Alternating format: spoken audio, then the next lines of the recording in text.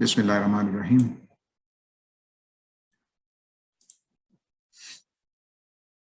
آج ہم چوتھے سیشن میں جا رہے ہیں اللہ کے فضل و کرم سے۔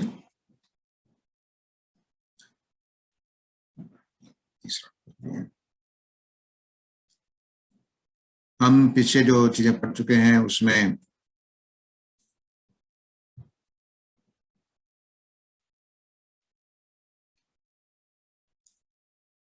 اس کو آگے بڑھائیں گے آج ہم، اور کچھ سورہ جو احزاب ہے اس کے پہلو سے ہم دیکھیں گے کہ نظم کا جو تصور ہے اور اسٹرکچر کے جو اثرات ہیں وہ سورہ احزاب میں کیسے مینیفیسٹ ہوتے ہیں۔ آج کا جو ہمارا ٹاپک ہے وہ سورہ احزاب اور ان کا اسٹرکچر ہے، سورہ احزابی کا۔ اس میں یہ کہا گیا ہے کہ ڈیمانسٹریٹ بائی تفسیر انالیسس آف دا سورہ the structure and meaning of the surah, show how to determine addresses of the surah, show how given rules are affected by understanding nazm of the surah. تو یہ ہم دیکھتے ہیں اس کو اللہ کے فضل و کرم سے۔ کوشش میں کروں گا کہ ہم 22 منٹ پہ شروع کر رہے ہیں تو 55 منٹ کے اندر اندر اس کو مکمل کر لیں۔ یہ مولانا اصلاحی کی تفسیر تدبر قرآن سے اس سورہ کا تعارف ہے۔ اس کو ہم 2 دفعہ پڑھیں گے، ابھی شروع میں اور پھر اینڈ پر بھی، تاکہ جو ہم سورہ کا انالیسس کر کے جائیں گے تو پھر ان کا جو انالیسس ہے وہ دوبارہ آپ کے سامنے آ جائے گا۔ تو کہتے ہیں کہ جس طرح سورہ نور اپنے گروپ کے آخر میں پورے گروپ کی تکملہ اور تتمہ کی حیثیت رکھتی، وہی جو پہلے ہم بات کر چکے ہیں کہ ساری صورتیں پیئرز کی شکل میں نہیں، کچھ صورتیں ایڈیشنل یا اپینڈکس کے طور پہ آئی ہیں، تو اسی کو انہوں نے تکملہ اور تتمہ کی حیثیت رکھتی ہے۔ اسی طرح سورہ احزاب اپنے پورے گروپ کا جو فرقان سے شروع ہوا ہے تکملہ اور تتمہ ہے، تو سورہ احزاب بھی پورے چیپٹر کو گویا ایک اینڈنگ دیتی ہے۔ یہ گروپ جیسا کہ ہم واضح کر چکے ہیں قرآن اور رسالت کس بات میں ہے۔ اس چیپٹر کا موضوع کیا ہے؟ قرآن مجید اللہ کی کتاب ہے اور نبی صلی اللہ علیہ وسلم سچے رسول ہے۔ ان 2 باتوں کے گرد یہ سارا چیپٹر جو ہے وہ گھوم رہا ہے۔ اس تعلق سے اس سورہ میں چند باتیں خاص طور پر نمایاں ہوئی ہیں۔ حضرت صلی اللہ علیہ وسلم پر بحیثیت رسول جو ذمہ داری اللہ تعالیٰ کی طرف سے ڈالی گئی تھی اس کی وضاحت، اور بے خوف لومۃ لائم اس کو ادا کرنے کی تاکید۔ کس کی؟ حضرت صلی اللہ علیہ وسلم۔ انبیاء اور رسل کے طبقہ کے اندر آپ کو جو امتیاز خاص اور جو مرتبہ مقام حاصل ہے اس کا بیان۔ انبیاء کے اندر جو آپ کو امتیاز خاص اور جو مرتبہ مقام حاصل ہے وہ بیان ہو رہا ہے۔ امت کے ساتھ آپ کے تعلق کی نیت، کس کے؟ آپ۔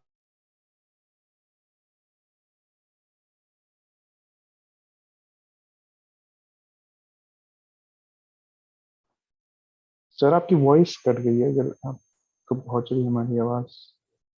ان کے جو حقوق ہیں وہ، اور پھر ان کے جو تقاضے، اس کی ضرورت سے جو چیزیں پیدا ہوتی ہیں۔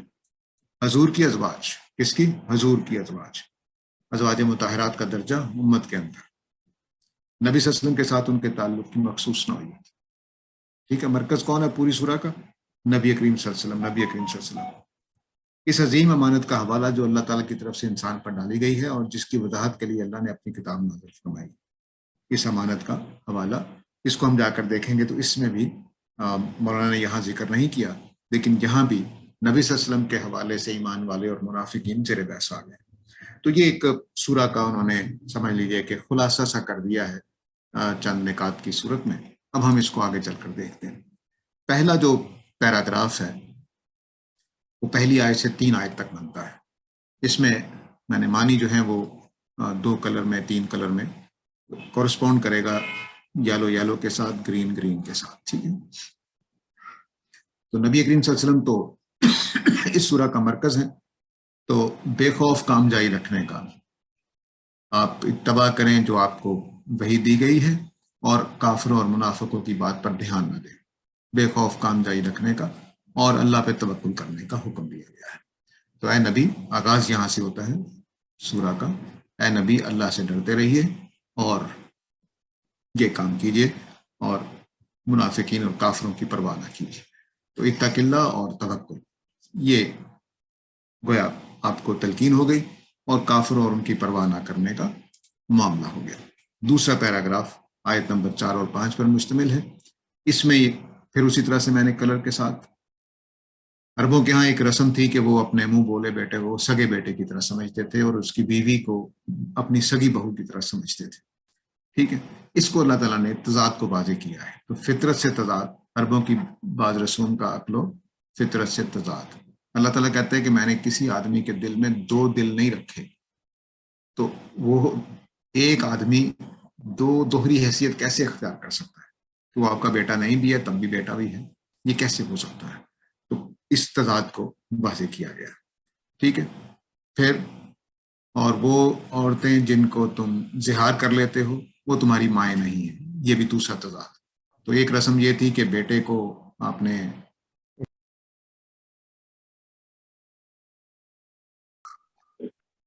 تو اس میں یہ عرض کر رہا تھا کہ اللہ تعالیٰ کہہ رہے ہیں کہ تمہارا جو ہے وہ تمہارے دل میں کسی بھی آدمی کے بدن میں نے دو دل نہیں رکھے. تو دو دل نہیں رکھے تو تمہاری جو بیویاں جن کے تم زہار کر لیتے ہو وہ تمہاری مائیں نہیں بن سکتی، اور جو تم نے منہ بولے بیٹے بنائے ہیں وہ تمہارے بیٹے سگے بیٹے نہیں بن سکتے. یہ تضاد بتایا ہے کہ جس طرح میں نے دو دل نہیں رکھے کسی آدمی کے جسم میں، اسی طرح میں نے یہ بھی نہیں ہونے دیا کہ ایک عورت آپ کی بیوی ہو اور آپ کے کہنے سے وہ ماں بن جائے، اور ایک آپ کا بیٹا نہ ہو اور آپ کے کہنے سے بیٹا بن جائے. یہ نہیں ہو سکتا. تو یہ تمہارے اپنے منہوں کی باتیں ہیں. یہ اب گرین جو ہے وہ ان کی اصلاح ہے.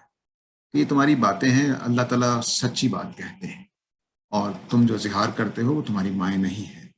یہ اب اصلاح ہو گئی، اور جو تم نے منہ بولے بیٹے بنائے وہ تمہارے بیٹے نہیں.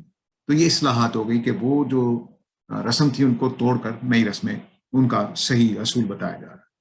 پھر بتایا جا رہا ہے کہ ان رسموں کے بارے میں بھی قسط پر قائم ہو جانا چاہیے، سچائی پر قائم ہو جانا چاہیے. سچائی کیا ہے کہ جو آپ کا بیٹا نہیں ہے وہ بیٹا نہیں ہے، جو آپ کی بیوی ہے وہ آپ کی بیوی ہے، جو آپ کی ماں ہے وہ ماں ہے. سچائی یہی ہے، اس سچائی پہ قائم ہو جانا چاہیے. اسی کو عدل کہتے ہیں. اس سے آپ قسط کا، عدل کا بھی ایک مفہوم واضح ہوتا ہے قرآن مجید سے، کہ عدل صرف ناپ تول میں نہیں ہے یا عدالت میں نہیں ہے، بلکہ سچائی پر قائم ہونا، نظریاتی طور پر سچائی پر قائم ہونا بھی قسط ہے. یہ وہ اللہ تعالیٰ نے سچ کو عدل اور قسط کا حصہ بنا دیا ہے. تو اس طرح سے پورے دین کے بارے میں رسولوں کا مقصد بھی یہ بتایا گیا ہے کہ ہم نے رسول اس لیے بھیجے کہ لوگوں کو وہ قسط پر قائم کر دیں، یعنی عدل اور انصاف پر قائم کر دیں. تو یقول اللہ یقول الحق، یہ سچائی، اور اللہ کے نزدیک یہ زیادہ عدل والی بات ہے کہ تم ان کو ان کے باپوں کے نام سے پکارو. اور پھر یہ بھی بتا دیا کہ جن کے باپ معلوم نہیں ہے، ظاہر ہے وہ پتہ نہیں کہاں سے اغوا ہو کر غلام بن کر آ گئے ہیں یا کوئی اور صورتحال ہے، تو اگر نہیں جانتے تو تمہارے دینی بھائی ہیں، بس ان کو دینی طور پر ان کو بھائی کہا جائے گا. فاخوانوں کو فی، ان کو سگے بھائی کی طرح ٹریٹ نہیں کیا جائے گا. ہاں تم ان کو تعلق جیسا مرضی رکھو، اپنا کھانا پینا جیسا مرضی دو برابر اپنے، لیکن اس کو بیٹا یا سگا بھائی نہیں قرار دے سکتے. دینی طور پر وہ بھائی ہو جائے گا. تیسرا پیراگراف جو ہے یا تیسرا سیکشن کہہ لیجیے سورہ کا، اس میں 2 پیراگراف ہیں، یہ 6 اور 8 آئے تک. اس میں پھر نبی صلی اللہ علیہ وسلم کا جو، اب چونکہ نبی صلی اللہ علیہ وسلم کے حوالے سے 2 باتیں کہی جا رہی ہیں. ایک یہ کہ آپ کا بھی ایک منہ بولا بیٹا ہے، اور آپ کی کچھ بیویاں ہیں. آپ کی بیویاں آپ کے لیے بیوی ہیں، لیکن ہمارے لیے ان کی کیا پوزیشن ہے، یہ بات واضح ہوگی. اور جو آپ کا بیٹا جس کو آپ نے منہ بولا بیٹا بنایا تھا، اس کی کیا حیثیت ہو جائے گی. تو فرمایا کہ نبی اولا بالمومنین، نبی صلی اللہ علیہ وسلم کا پہلے مقام بتایا جا رہا ہے کہ نبی صلی اللہ علیہ وسلم کا مقام یہ ہے کہ وہ تمام مومنین سے بڑھ کر ہے. یعنی اگر رحمی رشتے کو ایک طرف رکھ دیں تو صرف بھائی چارے کے اعتبار سے دیکھیں تو مومنین میں نبی کریم صلی اللہ علیہ وسلم سب سے بڑھ کر ہیں، ان کا حق سب سے زیادہ ہے باقی مومنین کے مقابلے میں، ٹھیک ہے. اور ان کی جو بیگمات ہیں، نبی صلی اللہ علیہ وسلم کی جو بیگمات ہیں، وہ مومنین کی مائیں ہیں. یہ بالکل ایک نیا رشتہ قائم کر دیا ہے جو پہلے نہیں تھا، ٹھیک ہے. البتہ جو رحمی رشتے ہیں وہ مومنین کے مقابلے میں زیادہ ہے. ایسا نہیں ہے کہ اللہ تعالیٰ نے یہ کہہ دیا کہ ابو بکر اور عمر کا جو رشتہ ہے وہ ان کے سگے بھائیوں کے مقابلے میں زیادہ ہے، نہیں، اس کو اپنی فطرت پر قائم رکھا ہے. اور یہ جو نبی ہونے کے اعتبار سے تعلق ہے اس کو ایمان کے پہلو سے واضح کر دیا ہے. یہاں رشتہ داروں کے بارے میں بات نہیں کہی جا رہی ہے، مومنین کے مقابلے میں بات کہی جا رہی ہے. تو نبی صلی اللہ علیہ وسلم کا مقام سب سے پہلا ہے، اور ان کے بعد آپ کی جو ازواج مطہرات ہیں وہ ہماری ماں کی طرح ہیں. لیکن رحمی رشتے ایز اٹ واز، پہلے اس آیت سے پہلے جو تھے اسی کو قائم رکھا گیا ہے۔ اس کے بعد مومنین اور مہاجرین کا رشتہ ہے، تو یہ اب ہو گیا۔ تو اس میں اسلامی معاشرے میں نبی صلی اللہ علیہ وسلم اور آپ کی ازواج کا مقام بیان ہوا ہے، ٹھیک ہے۔ اور جو پنک کلر کی اوپر آئے جملے ہیں اس میں استدراکن، یعنی نبی صلی اللہ علیہ وسلم کا مقام چونکہ نیا تھا، لیکن یہ بات واضح کر دی کہیں ایسا نہ ہو کہ لوگ اس کو سارے ہی رشتوں پر بھاری کر دیں، تو ایمان کے رشتے کو، تو اس کو بتا دیا کہ نہیں، رحمی رشتوں کا تعلق گہرا ہے مومنین اور مہاجرین کے مقابلے۔ اس کے بعد دوسرے پیراگراف میں، اس سیکشن کے دوسرے پیراگراف میں نبی صلی اللہ علیہ وسلم کو، کیونکہ اب اگلا جو کام ہونے والا ہے وہ کام، پہلا یہ کام بھی بڑا سخت ہے کہ آپ ایک عورت کی بیویوں کو اٹھا کر، آپ ایک آدمی کی بیویوں کو اٹھا کر سب کی ماں بنا دیں۔ یہ بھی چھوٹا کام نہیں ہے، بہت بڑا مقام ہے جو ان کو دے دیا گیا، اور عرب معاشرے میں اس کو نافذ کرنا ہے۔ اور آگے جو بیٹے کے حوالے سے معاملہ ہونے والا ہے اس کے لیے بھی اب نبی صلی اللہ علیہ وسلم کے لیے بھی ایک بھاری کام ہے جو آپ کو سونپا جا رہا ہے۔ اس لیے اس کی تمہید میں بتا دیا کہ انبیاء سے اللہ تعالیٰ نے ایک میثاق لے رکھا ہے، اور آپ سے بھی، من کا نبی صلی اللہ علیہ وسلم مراد ہے کہ ہم نے نبیوں سے میثاق لیا تھا، آپ سے بھی، نوح سے بھی لیا تھا، ابراہیم سے بھی لیا تھا، موسیٰ اور عیسیٰ سے بھی لیا تھا علیہم السلام، اور ہم نے ان سے پکا عہد لیا تھا۔ کس لیے عہد لیا تھا؟ کہ سچوں کا امتحان ہو جائے ان کی سچائی کے بارے میں، اور کافروں کے لیے عذاب تیار ہو جائے۔ اب دو مطلب یہاں ہو گئے کہ نبی صلی اللہ علیہ وسلم اور آپ کے ماننے والے، ان کی ذمہ داری بیان ہوگی کہ نبیوں سے جو میثاق لیا گیا ہے تو اس میں اللہ کا جو بھی حکم نازل ہو جائے گا اس کو ماننا ہے، اس سے گریز نہیں کر سکتے، اس کو ماننا ہی پڑے گا، جتنا بھی سخت حکم آ جائے وہ ماننا پڑے گا۔ میثاق النبیین کا مطلب یہی ہے۔ اب اگلا پیرا سیکشن جو ہے وہ لمبا ہے، چوتھا سیکشن جو ہے یہ آیت 9 سے 27 تک ہے، اس میں یہ 3 پیراگرافز ہیں۔ اس میں پہلے پیراگراف میں جو جنگ اب چونکہ یہ بات میں بیان کر چکا ہوں کہ اس چیپٹر میں نبی صلی اللہ علیہ وسلم کے سچے نبی ہونے کا بھی مضمون ساتھ ساتھ چل رہا ہے، ٹھیک ہے۔ تو اس میں جو مضمون چل رہا ہے اس میں پھر کہیں کہیں آپ کو نبوت کے دلائل بھی آ جائیں گے۔ اس میں ایک جنگ احزاب جو ہوئی اس کو اللہ تعالیٰ نے لے لیا ہے، تلقین کی کہ نبی کے میثاق کے مطابق تم نے نبی صلی اللہ علیہ وسلم کی باتیں ماننی ہے، اور اللہ جو بھی حکم دے دے، سخت ترین حکم، اس کو بھی ماننا ہے۔ اب اس میں ثبوت دیا کہ یہ رسول سچے ہیں، اور تسلی بھی دی کہ میں نے تمہیں کہاں کہاں ساتھ نہیں دیا، اس معاملے میں تمہارا ساتھ دوں گا جو اب میں ذمہ داری ڈالنے جا رہا ہوں۔ اس کے لیے پھر احزاب کے جنگ کا حوالہ بنایا گیا ہے کہ دیکھو اللہ کی، اے ایمان والو تم اللہ کو یاد کرتے رہو، اللہ کی نعمت کو یاد کرو جو اس نے تم پر کی ہے جب لشکر آ گئے تھے تمہارے اوپر۔ اور پھر ہم نے ایک آندھی طوفان سے، وہ جنگ احزاب میں جو ہوا، پورے لشکر کو اڑا کے رکھ دیا آندھی نے۔ تو دیکھو اللہ تعالیٰ نے تمہارے ساتھ کیا کیا، وہ تمہارے اوپر سے نیچے سے آ رہے تھے، اور تمہارے جان جو ہے وہ گلے کو آ کے پھنس رہی تھی، تو تم بڑے بڑے عجیب و غریب گمان کر رہے تھے کہ اللہ تعالیٰ پتہ نہیں مدد کرتے ہیں کہ نہیں کرتے، اللہ کے رسول سچے ہیں کہ نہیں سچے۔ ہم باہر نکل آئے ہیں، ظاہر ہے کہ منافقین بھی شامل تھے اس میں، سب کو اللہ تعالیٰ نے اکٹھا ایڈریس کر دیا ہے۔ تو فرمایا کہ یہاں پر پھر مومنین کو آزمایا گیا تھا اور اچھی طرح ہلا مارے گئے تھے، یعنی یہ بڑا سخت موقع تھا۔ اس موقع پر جب اللہ نے آندھی بھیج دی ہے تو اب اڑا کے رکھ دیا، سارا عرب اکٹھا ہو کے آ گیا تھا نبی صلی اللہ علیہ وسلم کے خلاف، اس جنگ کی طرف اشارہ ہے۔ اب منافقین کو بھی لے لیا، منافقین کے اوپر تبصرہ کر دیا کہ وہ بڑے بڑے بہانے بنا رہے تھے، فرار ہونا چاہ رہے تھے، بہانے بنا رہے تھے کہ ہمارے گھر اکیلے پڑے ہوئے ہیں، کوئی آ کر حملہ نہ کر دے۔ اللہ تعالیٰ نے بتایا کہ نہیں، وہ گھروں کا مسئلہ نہیں تھا، وہ تو فرار ہونا چاہتے تھے جنگ سے، تو وہ کہہ رہے تھے کہ اللہ تعالیٰ کا اور اللہ کے رسول کا وعدہ جھوٹا ہے، یہ وہ جملے بول رہے تھے اس طرح کے۔ اس صورتحال میں یعنی ایک طرف دشمن حملہ آور ہوا ہے، دوسری طرف سے منافقین نے یہ ریشہ دوانیاں شروع کر رکھی تھی، اور کہہ رہے تھے کہ تمہارا مدینہ میں واپسی ممکن نہیں ہے وغیرہ وغیرہ، بڑا کچھ یہاں اس پیراگراف میں اللہ تعالیٰ نے ان کی سارے اعتراضات اکٹھے کر دیے ہیں۔ کچھ کہہ رہے تھے کہ ہم آ جاؤ ہمارے پاس، یعنی کوئی چھپ چھپ کے بیٹھے ہوئے ہیں، آ جاؤ میدان جنگ چھوڑ کر، نبی صلی اللہ علیہ وسلم آپ خود ہی دیکھتے رہیں گے۔ لیکن یہ سارا کچھ ہو رہا تھا، اور یہ خیال کر رہے تھے کہ جبکہ دوسری طرف جو پکے مومن تھے، تو کہ اللہ تعالیٰ نے بتایا کہ میں نے مومنوں کو آزمایا تھا، تو ایک طرف منافقین کی یہ داستان سنائی، دوسری طرف مومنین کی یہ داستان سنائی کہ وہ کوئی مسئلہ نہیں ان کو، وہ آگے چل کر دیکھتے ہیں کہ کس طرح سے یہ معاملہ ہو رہا تھا۔ تو اب میں نے خلاصہ اس کا کیا ہے کہ غزوہ احزاب سے سامان تسلی کہ خدا نے کفار و منافقین کی سازشوں کے باوجود کس طرح مدد کی، لہذا اب بھی دین پر قائم رہو تاکہ اللہ کی مدد تمہیں حاصل رہے۔ تو دین پر قائم رہنے کے لیے یہ تسلی کا سامان یہ پیدا کیا۔ یہ مدد و نصرت نبوت محمدی صلی اللہ علیہ وسلم کی صداقت کا ثبوت ہے۔ یہ ساتھ ساتھ یعنی قرآن مجید نے تسلی کا سامان بھی اس سے پیدا کیا ہے، مومنین کو آزمانے کا سامان بھی پیدا کیا ہے، اور دلیل نبوت کے طور پر بھی اس واقعے کو بیان کر دیا۔ یہ بھی وہی سیکشن چل رہا ہے، چوتھا سیکشن۔ میں نے بتایا تھا کہ یہ 9 سے 27 تک آیتیں اس کے اندر۔ اس کے بعد نبی صلی اللہ علیہ وسلم کو جنگ احزاب میں جو آپ نے کارنامہ کیا کہ بڑی ثابت قدمی سے حوصلے کے ساتھ ہر چیز کو دیکھ رہے تھے، منافقین کی ریشہ دوانیاں بھی، ادھر دشمن کی طرف سے جو آنے والے وار تھے، ان سب کو نہایت اطمینان کے ساتھ معاملہ کر رہے تھے۔ ایک دن بھی نہ ڈاواں ڈول ہوئے، نہ پاؤں پھسلا، نہ گھبراہٹ ہوئی، بالکل مضبوطی کے ساتھ جمے رہے۔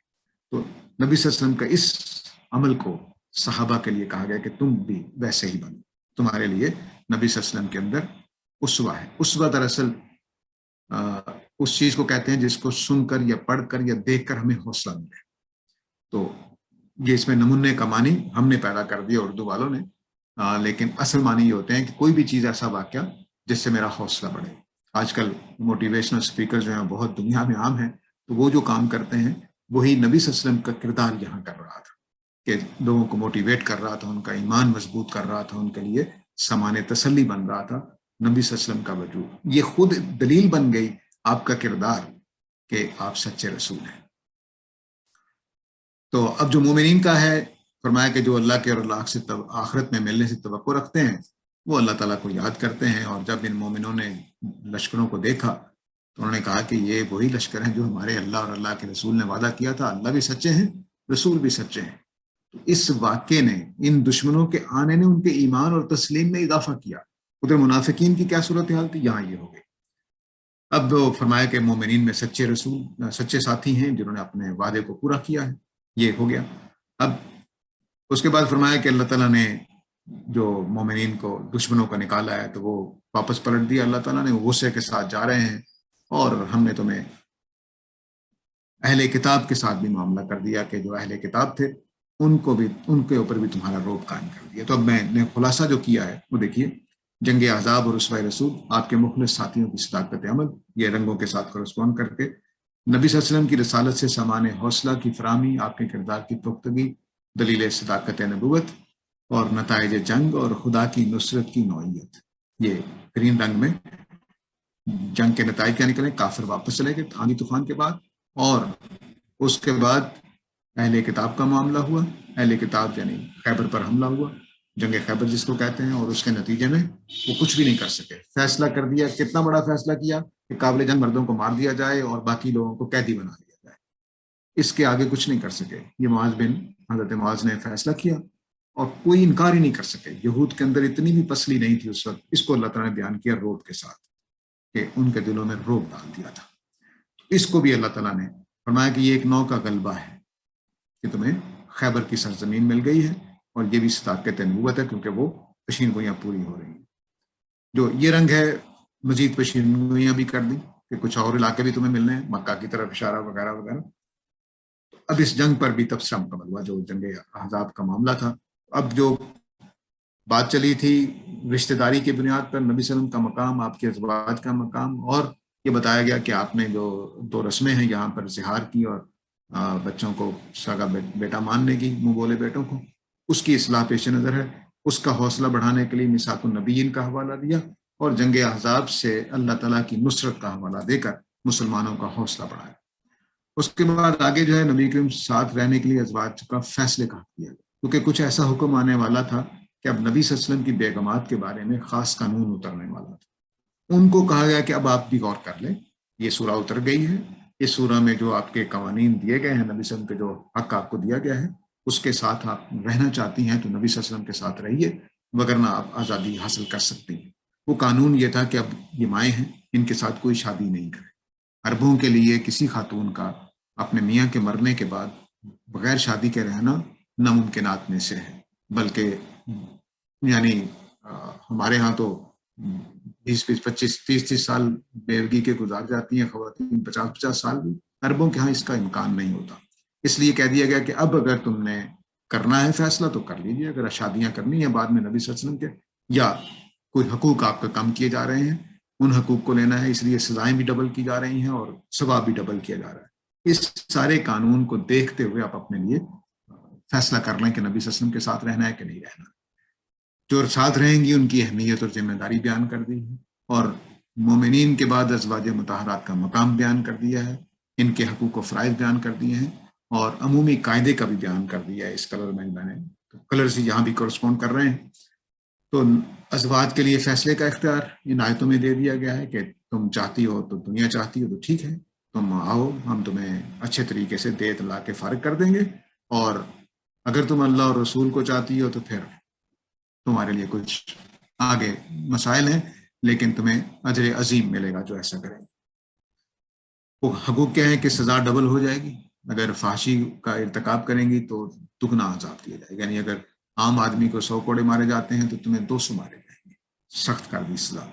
اور جو تم لوگ نیکی اختیار کرو گی تو ان کو اجر بھی ڈبل دیا جائے گا، کیونکہ باقی عام عورتوں کے جو آزادی تھی وہ چھینی جا رہی ہے، اس لیے یہ معاملہ ان کے ساتھ کر دیا.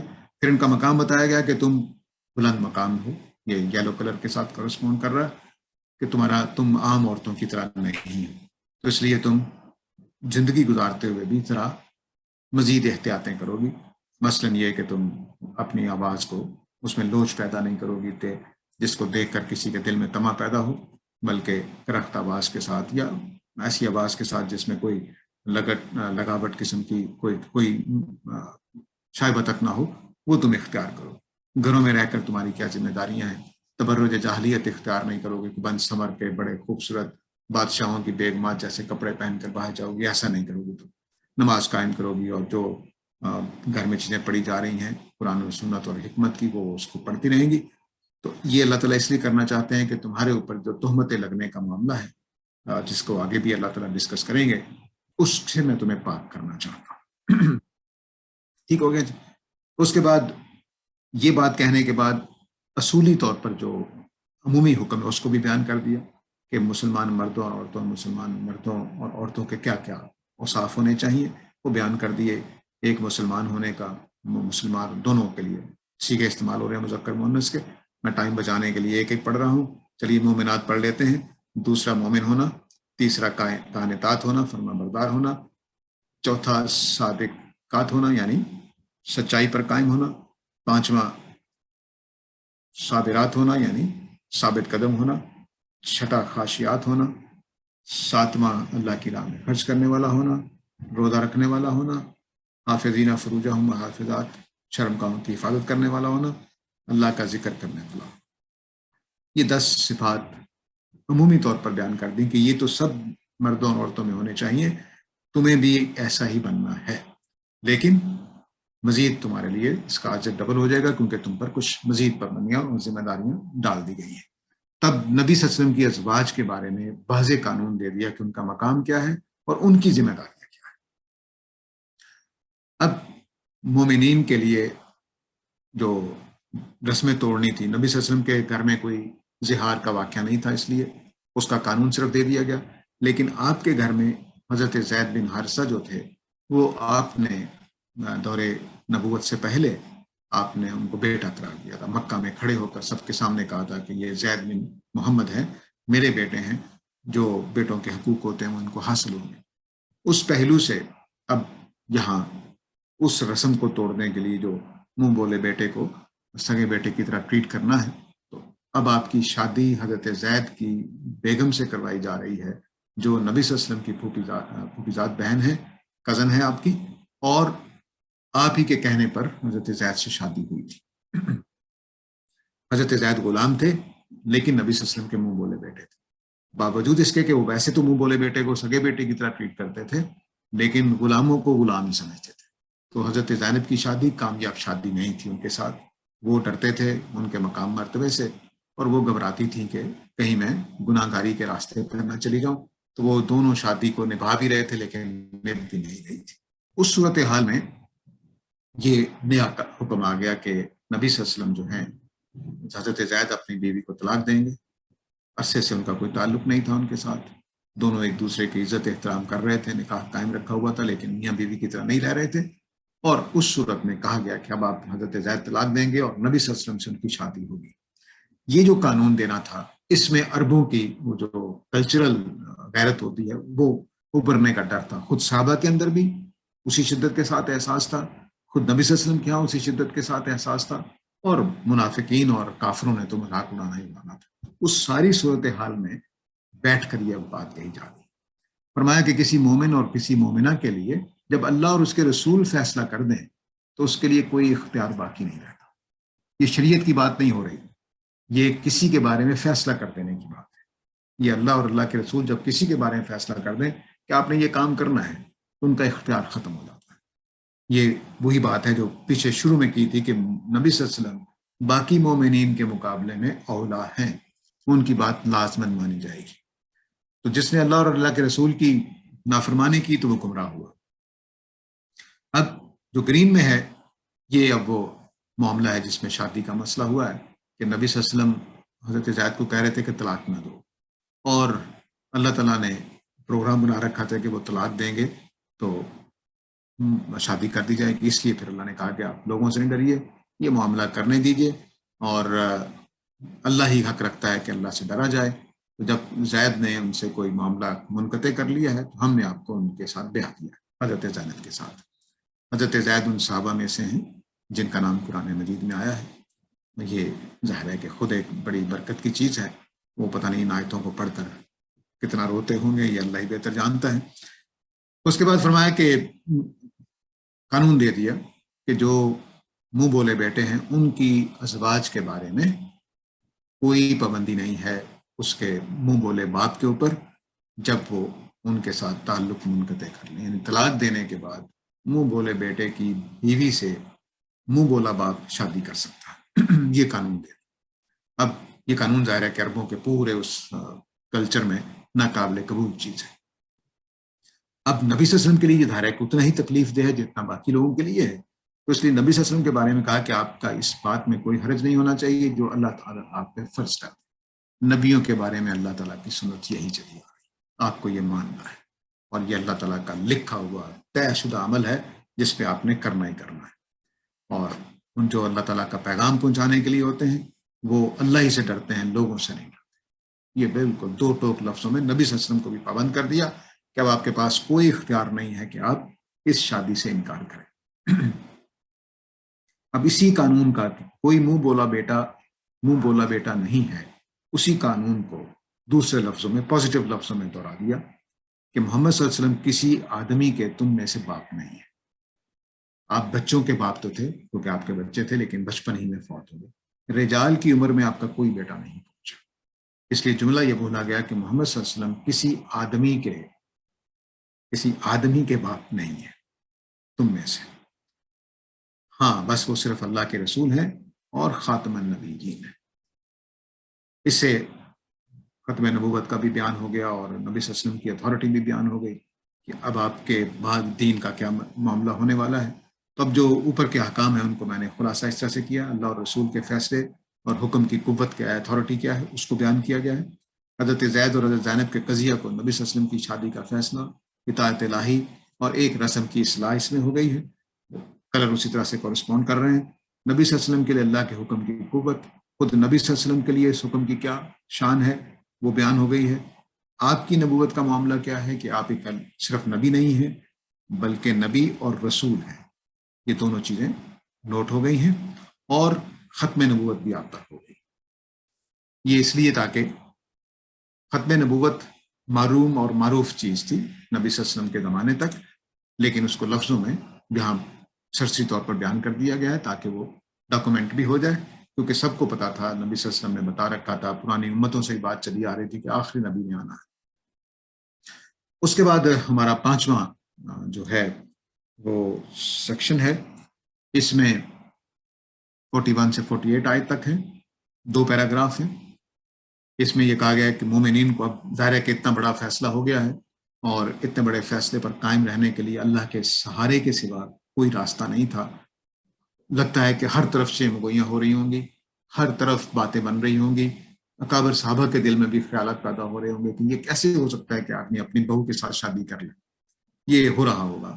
اور سوائے اس کے کہ جو بہت ہی اچھے طریقے سے چیزوں کو سمجھتے ہیں، ابو بکر عمر جیسے لوگ، ان کے ہاں یقیناً اطمینان ہوگا، لیکن باقی جگہوں پر یہ باتیں ہو رہی ہوں گی، وسوسے آ رہے ہوں گے، سب کچھ۔ اس موقع پر صحابہ کو یہ کہا گیا ہے کہ اللہ تعالیٰ کو بہت یاد رکھو اور صبح و شام تسبیحات کرو۔ نماز جو ہے وہ مومنین کا سہارا بنتی ہے۔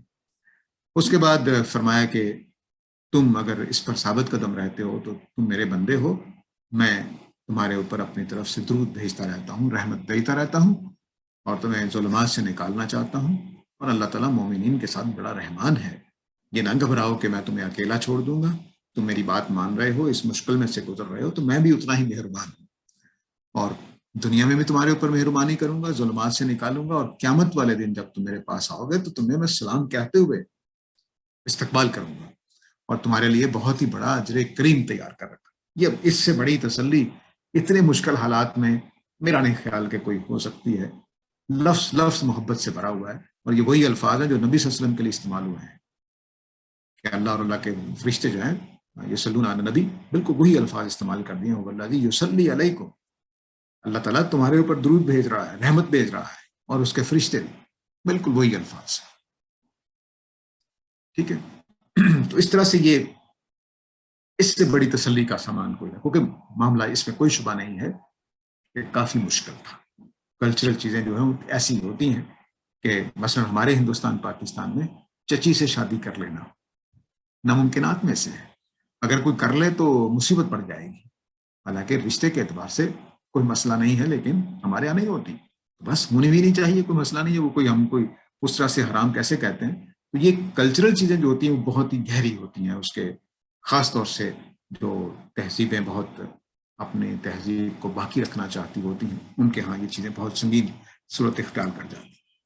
اب یہ اس کے بعد نبی صلی اللہ علیہ وسلم کو اپنی مزید ذمہ داری یاد کرائی گئی ہیں کہ ہم نے آپ سے یہ جو کام لیا ہے تو اس لیے نہیں کہ آپ صرف ہم نے آپ کو قرآن دے دیا تھا اور جا کے پہنچانے کا کام تھا، آپ بہت بڑی ذمہ داریوں والے رسول ہیں، آپ شاہد ہیں، ان پر میں نے گواہ بنا کر آپ کو بھیجا ہے، آپ مبشر ہیں، آپ نذیر ہیں، آپ اللہ کی طرف سے بلانے والے ہیں اللہ کے اذن سے، اور آپ خود ایک روشنی کا مینار بننے والے ہیں۔ تو اگر آپ کے ہاں صحیح عمل نہیں ہوں گے تو یہ تو اس کو پکڑ کے بنا لیں گے، یعنی نبی صلی اللہ علیہ وسلم اگر منہ بولے بیٹے کو منہ بولا قائم رکھتے تو یہ رسم چلتی رہنی تھی قیامت تک، کوئی اس کو مٹا نہیں سکتا تھا۔ سراج منیر اس پہلو سے لفظ بولے گئے ہیں، واحد جہاں پر بولے گئے ہیں، تاکہ پتہ چلے کہ آپ تو ایک روشن مینار ہیں، آپ کو دیکھ کر انہوں نے دین سیکھنا ہے، تو اس لیے آپ کو یہ قربانی دینی پڑے گی، ان جذبات کی بھی، اپنے کلچرل چیزوں کی بھی، اپنی تہذیب کی بھی، یہ آپ کو قربانی دینی پڑے گی، کیونکہ آپ کی ذمہ داری بہت بڑی ہے، اور ایک لحاظ سے یہ ذمہ داری ہے، اور دوسری طرف سے یہ شان رسالت ہے آپ کی کہ کس درجے کے رسول ہیں آپ۔ اس کے بعد آگے بات بڑھائی کہ بشر المؤمنین بان لہم فضلا قریبا، تو مسلمانوں کو جو آپ کا ساتھ دے رہے ہیں اس بات میں تسلی پالی ہے، ان کو پھر مزید بشارت دے دی کہ اللہ تعالیٰ کی طرف سے بہت فضل کریم ہوگا، اور فرمایا کہ آپ اس میں گھبرائیے نہیں، کافر بھی باتیں کریں گے، منافقین بھی باتیں کریں گے، اور آپ کو اذیت بھی دیں گے، ان کی اذیت کو فراموش کیجیے، اللہ پر بھروسہ کیجیے۔ ٹھیک ہے، یہ اب مضمون آگے بڑھ گیا تھا کہ اصلاح کے بعد تسلی کا ایک سامان، گویا جو سمجھ لیجیے کہ منافقین کی زبانیں بند کرنے کے لیے، اور پکے جو مومن تھے ان کو دلاسا دینے کے لیے، ان کو توکل ان کا بیدار کرنے کے لیے، ان کو اطمینان دلانے کے لیے خدا کی طرف سے یہ۔ اب میں نے جو خلاصہ کیا وہ دیکھ لیجیے، صحابہ کو ثابت قدمی کے لیے ذکر کثیر کی ہدایت، کلر کورسپونڈ کر رہے ہیں، آپ خود دیکھ سکتے ہیں۔ انہیں ایک سماجی مسئلے، شادی حضرت زینب کی صورت میں بڑی آزمائش درپیش تھی، ٹھیک ہے، کیونکہ آیتوں میں یہ بات پیچھے گزر چکی ہے، اس لیے میں نے اس کو کلر نہیں دیا۔ صحابہ پر اللہ کی طرف سے درود اور رحمت، میں نے کلر دے دیا ہے پنک رنگ کا۔ نبی صلی اللہ علیہ وسلم کی ذمہ داریوں کا بیان گرین کلر میں۔ دونوں کو ہدایات کے وہ جادہ راہ پر صادق قدمی سے گامزن ہیں، نبی صلی اللہ علیہ وسلم اور صحابہ دونوں کو ہدایت۔ ولا تطیع الکافرین والمنافقین، بظاہر صیغہ واحد کا ہے، نبی صلی اللہ علیہ وسلم مخاطب ہے، لیکن چونکہ پیچھے بشر المومنین ہے، اس لحاظ سے پھر دونوں کو شامل ہو جاتا ہے۔ منافقوں کی بات کی پرواہ نہ کریں، اللہ پر بھروسہ کریں، یہ اس کلر میں جو چیزیں آ گئی ہیں وہ۔ تو اب یہ آگے بڑھتے ہیں تاکہ ہمارے پاس ٹائم کے اندر ہم بات کو مکمل کر لیں۔ اس کے بعد نبی صلی اللہ علیہ وسلم کے لیے جو میں نے بتایا تھا کہ ازواج مطہرات کو کہا گیا تھا کہ آپ کی کچھ ذمہ داریاں زیادہ ہیں اور آپ کے لیے نکاح کا بھی نیا قانون اتر رہا تھا نبی صلی اللہ علیہ وسلم کے لیے، تو تم نے فیصلہ کرنا ہے تو آپ کے ساتھ رہنے کا تو کر لیجئے، ہم اچھے طریقے سے آپ کو رخصت کر دیں، کوئی ناراضی نہیں ہے، اچھے طریقے سے رخصت کر دیں، لیکن اگر ساتھ رہو گی تو پھر کچھ قوانین آ رہے ہیں، کچھ چند باتیں پہلے آ گئی تھی کہ آپ وہ شادی نہیں کر سکتی ہیں، وہ ہماری مائیں ہیں اور ان کو گھروں میں کیسے رہنا ہے، گھر کی پابندیاں گھر کے اندر گویا قید ایک طرح سے رہنا ہے بعض حالات میں، آگے چل کر مزید اس کی وضاحت آئے گی۔ تو تبرج جاہلیت نہیں کرنا کہ اچھے بڑے کپڑے پہن کر بازاروں میں بادشاہوں کی بیگمات جیسے کرتی ہیں ویسے نہیں پھرنا ہے، آپ کو یہ سب کچھ محروم کیا جا رہا ہے۔ اب ایک اور قانون آ رہا ہے جس کو یہاں پہ بیان کیا جا رہا ہے۔ پہلے عدت کے قانون میں جو ایک پہلو رہ گیا ہوا تھا کہ عدت کیا چیز ہوتی ہے اس کو واضح کیا ہے۔ اس سے پہلے یہ بات واضح نہیں تھی کیونکہ نبی صلی اللہ علیہ وسلم کی شادی جب ہوئی ہے حضرت زینب کے ساتھ تو وہ حضرت زید کی نکاح میں تھی، لیکن وہ اپنے گھر میں رہ رہی تھی، وہ اپنے گھر میں رہ رہے تھے، دونوں کے درمیان میں کوئی تعلق نہیں تھا لمبے عرصے سے، اس لیے طلاق کے بعد عدت نہیں رکھی گئی، بلکہ جیسے میں نے شروع میں عرض کیا کہ غالباً کسی دن بھی انہوں نے ایک دوسرے کو چھوا تک نہیں تھا۔ ٹھیک ہے، تو اللہ تعالیٰ نے چونکہ اللہ کو معلوم تھا کہ وہ ان کے درمیان کوئی ایسا تعلق نہیں ہے، وہ بیچارے دونوں ایک نکاح ہو گیا ہے تو اس کو قائم رکھنے کی کوشش کر رہے ہیں، لیکن آپس میں ان کا کوئی معاملہ میاں بیوی والا نہیں ہے، اس لیے پھر اللہ تعالیٰ نے یہاں اس میں بتایا کہ میں نے عدت کے بغیر یہ شادی نہیں کروائی، تو قانون بتایا کہ یہ اے ایمان والو جب تم نکاح کرو مومنات سے پھر ان کو طلاق دے دو، سورہ بقرہ میں اس کا ذکر ہو چکا ہے، لیکن اس کو دوسرے پہلو سے جہاں واضح کیا تو تم ان کو طلاق دے دو اس سے پہلے کہ تم نے ان کو چھوا ہو، تو پھر ان کے اوپر تمہاری خاطر کوئی عدت نہیں ہے، وہ اپنے گھر میں رہ رہی ہیں، وہ اپنے گھر میں رہ رہی ہیں، یا ایک ہی گھر میں رہ رہی ہیں اور چھوا نہیں ہوا، تو بس اگر یہ ثابت ہے دونوں گواہیوں سے کس طرح سے، تو اب چونکہ یہ اللہ تعالیٰ کا فیصلہ تھا کہ انہوں نے چھوا نہیں ہوا تو اس لیے عدت ختم کر دی گئی اور فرمایا کہ بس ان کو تم الگ کر سکتے ہو اور وہ دوسری جگہ شادی کر سکتی ہیں۔ تو طلاق عدت کے قانون کا ایک پہلو واضح کیا جو پہلے بیان ہو چکا ہے لیکن اس کو دوبارہ یہاں دہرایا ہے۔ عدت کے قانون کی ایک فرع بھی بیان کر دی جہاں پر میں نے خلاصے میں نیچے لکھا ہے، ٹھیک ہے، اور نبی صلی اللہ علیہ وسلم کے نکاح کا قانون حضرت زینب علیہ قضیہ میں نیا قانون دیا گیا کہ آپ کے لیے کون سی عورتیں اب شادی کر سکتے ہیں کن سے نہیں کر سکتے، اس کا قانون یہاں دے دیا گیا ہے۔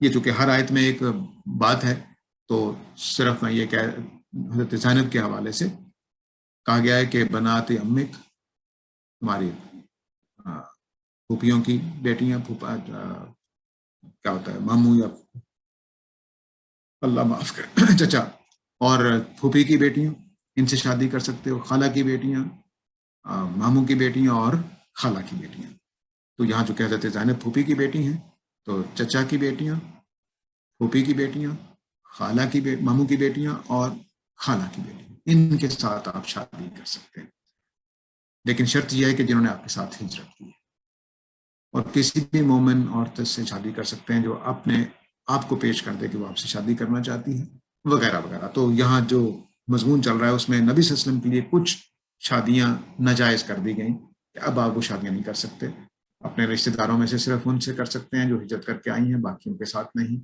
مومن عورتوں سے کن کن سے کر سکتے ہیں، کون سی غلام عورتوں سے کر سکتے ہیں، وہ قانون دینے کے بعد اب اس میں جو اصل قانون تھا وہ یہ کہ آپ کے اوپر پورا اختیار ہے کہ جس بیوی کے ساتھ محبت کا اظہار کرنا چاہیں کریں، جس کے ساتھ نہ کرنا چاہیں نہ کریں، کیونکہ یہ شادیاں دینی ذمہ داری کے لیے کی جا رہی تھی، یہ شادیاں آپ نے اپنی نعوذ باللہ اپنے بشری تقاضوں سے نہیں کی تھی، جتنی یہ شادیاں تھیں ساری کی ساری، مثلا یہ حضرت زینب کی شادی جو ہے یہ اس لیے ہو رہی ہے کہ وہ رسم توڑی جائے، فرمایا کہ اب آپ کے اوپر ہے کہ آپ جس بیوی کے ساتھ تعلق کے خاطر ظاہر کرنا چاہیں کیجیے، جس کے ساتھ نہ کرنا چاہیں نہ کیجیے۔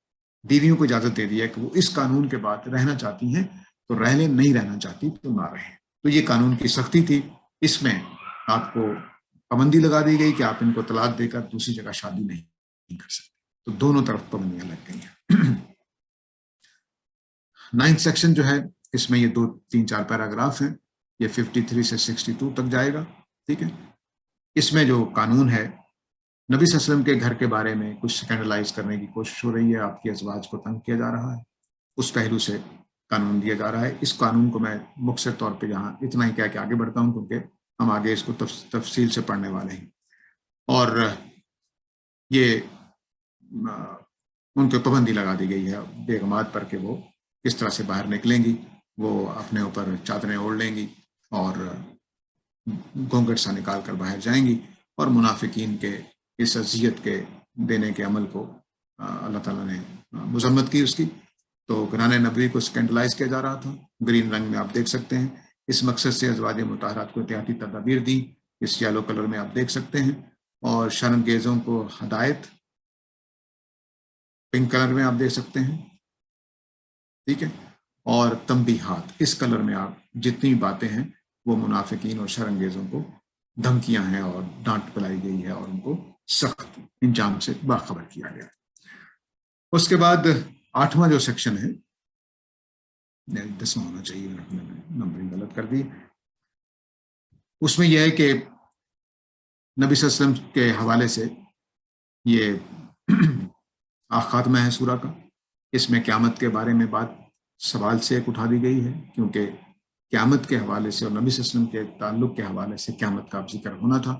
اس لیے ایک سوال کے جو اسی زمانے میں پیدا ہوا تھا اس کو بھی لے لیا کہ اس کا علم اللہ کے پاس ہے, مجھے نہیں بتایا گیا. اس کے بعد جو گرین کلر کی آیات ہیں, اس میں رسول کے ساتھ برتاؤ, برے برتاؤ کا انجام بتایا گیا ہے کہ اللہ تعالیٰ نے ان کافروں پر لعنت کر دی ہے اور یہ جو ہیں کبھی بھی دوزخ سے نکل نہیں سکیں گے, اور قیامت والے دن ان کو جو بھی معاملہ ہونا ہے وہ سخت سے کیا جائے گا اور ان کے لیے سخت عذاب ہے وغیرہ وغیرہ. اس کے بعد مسلمانوں کو سمجھایا, اور بالخصوص جو لوگ نبی صلی اللہ علیہ وسلم کو تنگ کر رہے تھے سوالات کے ذریعے سے یا سکینڈلائز کر کے, ان کو یہ سمجھایا گیا کہ آپ ان کو ہدایات دی گئیں, روکا گیا کہ جو معاملہ یہود نے حضرت موسیٰ کے ساتھ کیا تھا وہی معاملہ تم اللہ کے اس رسول کے ساتھ نہ کرو, وگرنہ وہی معاملہ ہوگا جو ان کے ساتھ ہوا تھا. تو اس لیے اچھے طریقے سے ان کے ساتھ معاملہ کرو تاکہ تم اللہ کے ہاں کامیابی پاؤ. اس کے بعد بنیادی جو مرکزی ہدایت تھی جو شروع میں انسانوں کے ساتھ کی گئی کہ اللہ تعالیٰ نے اپنی امانت پیش کی تھی کہ کون قبول کرتا ہے, انسانوں نے قبول کر لیا تھا اس کو بھی اللہ کے رسول کے ساتھ جوڑ دیا گیا کہ میں نے وہ امانت تمہیں اس لیے سونپی تھی کہ تم بات کو مانو گے, لیکن تم نے بات ماننے سے انکار کر دیا اور میرے رسول کو اذیت دے رہے ہو. تو میں نے یہ امانت اس لیے تمہارے اوپر تھوپی تھی اور تم نے اٹھائی تھی تاکہ میں منافقوں کو اور منافقات کو اور مشرکین کو اور مشرکات کو سخت عذاب دوں. اس روز ازل جو فیصلہ ہوا تھا اس کو اس امانت کے ساتھ جوڑ کے اللہ تعالیٰ نے اس کی بہت شدت پیدا کر دی. مبالغہ گویا سمجھ لیجیے کہ سزا میں ہو گیا ہے کہ میں نے وہ جو امانت پیش کی تھی روز ازل تمہیں بناتے وقت, وہ بھی اس لیے کی تھی کہ میں منافقوں کو اور اس طرح کے مشرکین کو سزا دوں. تو حالانکہ وہ ایک عمومی قاعدہ ہے, اس میں یقیناً یہ نتیجہ غلط نہیں ہے کہ منافق اور مشرکین سزا پائیں گے, لیکن اس امانت کے ساتھ اس عمل کو جوڑ دیا ہے جو سورہ احزاب میں پیش کیا گیا ہے. تو خلاصہ میں نے یہ کیا ہے کہ قیامت اور رسول کے ساتھ برتاؤ کا انجام مسلمانوں کو بالخصوص شرپسندوں کو یہود کی مثال سے سمجھایا کہ اپنے رسول کے ساتھ حضرت موسیٰ والا معاملہ نہ کریں جو یہود نے کیا تھا. اصل امتحان کی یاد دہانی اور ذمہ داری کی نوعیت. اب میں نے اس سارے مضمون کو جتنے میں نے وہ نکات لکھے ہیں ان کو میں نے یہاں لسٹ ان کر دیا ہے, تو صرف اس لیے کہ آپ سمجھ جائیں کہ مضمون کیا ہے. نبی کریم صلی اللہ علیہ وسلم کو بے خوف کام کرنے کا حکم, نبی صلی اللہ علیہ وسلم پر انصاف قائم کرنے کا حکم, نبی صلی اللہ علیہ وسلم کا معاشرے میں مقام اور اس کے ساتھ ہی مومنین کا مقام بھی بیان, انبیاء کے میثاق کا تقاضا. نبی صلی اللہ علیہ وسلم جنگ احزاب میں اسوہ رسول کے طور پر سامنے آتے ہیں. نبی کریم صلی اللہ علیہ وسلم کے ساتھ رہنے کے لیے ازواج کو فیصلے کا حق, ازواج مطہرات کا مقام, یعنی نبی صلی اللہ علیہ وسلم کی بیگمات کا, نبی کریم صلی اللہ علیہ وسلم سے زینب کی شادی کا معاملہ, نبی کریم صلی اللہ علیہ وسلم کی ذمہ داریاں, نبی کریم صلی اللہ علیہ وسلم کے لیے نکاح کا قانون, گھرانہ نبوی کو اسکینڈلائز کرنا اور اس کے نتیجے میں کچھ نتائج نکلنا, مسلمانوں کو بالخصوص شرپسند کو بتایا کہ رسول کے ساتھ ان کا معاملہ کیسا ہونا چاہیے. تو اگر آپ دیکھیں تو پورا مضمون آپ کو نبی صلی اللہ علیہ وسلم کے گرد گھومتا ہوا نظر آئے گا. ٹھیک ہے, اب یہ جو اس کے ساتھ میں نے اصل یہ سلائڈ تھی پہلے, اور چلیے اس میں اب آپ دیکھیں تو میں نے یہ جو نیچے لکھا ہوا تھا تمہید تعلقات میں بیان حق و قسط، تعلقات میں قسط، بیان حق و قسط، حق و قسط کے لیے اقدامات، قیام حق و قسط کا حکم، تعلقات میں حق و قسط کا اقدامات، خاتمہ. تو یہ اگر آپ اس تقسیم کو دیکھیں اسٹرکچر کو تو یہ اس طرح سے ہے. اور تو میں نے اس کو الگ سے بھی کر دیا تاکہ آپ دیکھ سکیں کہ تمہید کے بعد خاتمہ ہے اور بیچ میں یہ کچھ مضمون کے اعتبار سے کہ بیانوں جو تعلقات میں قسط ہے، حق ہے، اس کا بیان ہوا ہے کہ اس کو قیام کرنے کے لیے اس کی تفصیل کر دی گئی، اس کے لیے قوانین دے دیے گئے. تو یہ 10 مضامین جو ہیں وہ یہ بتا رہے ہیں کہ سورہ کا مضمون کیا ہے. اب آپ کے سامنے میں دوبارہ بس رکھ رہا ہوں کیونکہ ٹائم تھوڑا ہے ہمارے پاس. تو اس میں آپ دیکھ سکتے ہیں کہ کس طرح سے نبی صلی اللہ علیہ وسلم کے گرد پوری سورہ گھوم رہی تھی اور اس کو مولانا اصلاحی نے کس طرح سے خوبی کے ساتھ اس کا خلاصہ کیا. اب آپ کا اگلا سوال تھا کہ ایڈریسز کس طرح متعین ہوتے ہیں. یہ سورہ میں تو بڑا کام آسان ہے. دس از ویری ایزی ان دس سورہ اسپیشلی کیونکہ اس کے جو ایڈریسز ہیں وہ وربلی لفظوں میں بیان ہو گئے ہیں. مثلا میں نے یہ آیتوں کے نمبر کے ساتھ آپ کے سامنے رکھ دی ہے کہ پہلی آیت میں یا ایھا النبی، 9ویں آیت میں یا ایھا الذین آمنوا، پھر 28ویں آیت میں یا ایھا النبی، کچھ بیچ میں اسکپ ہو گئی ہوں گی، یا نساء النبی، یا نساء النبی 2 دفعہ آ گیا، یا ایھا النبی پھر آ گیا، یا ایھا الذین آمنوا آ گیا، یا ایھا النبی آ گیا، یا ایھا الذین آمنوا، یا ایھا ان لم ينتهِ المنافقون، یا ایھا الذین آمنوا. تو اس میں بالکل لفظوں میں بیان ہو گیا ہے کہ مخاطب کون کون ہے. تو آپ آرام سے لسٹ بنا سکتے ہیں کہ اس میں نبی صلی اللہ علیہ وسلم مخاطب ہیں، اس میں مومنین مخاطب ہیں، ازواج مطہرات مخاطب ہیں، منافقین مخاطب ہیں.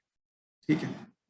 تو یہ اہل ایمان، نبی صلی اللہ علیہ وسلم، منافقین اور ازواج مطہرات، یہ اس کے مخاطب. اس میں بڑا آسان ہے کہ ہم مخاطبین کو متعین کر سکتے ہیں.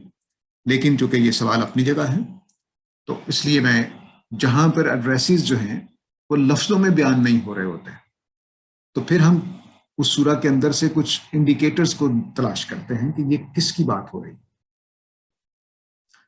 تو وہ پھر ہم کنٹینٹ کے اندر ڈھونڈتے ہیں. میں ایک نیچے اپنا ایک پیسج میں نے نقل کیا یہاں پر جو میں نے کسی کو خط میں لکھا تھا.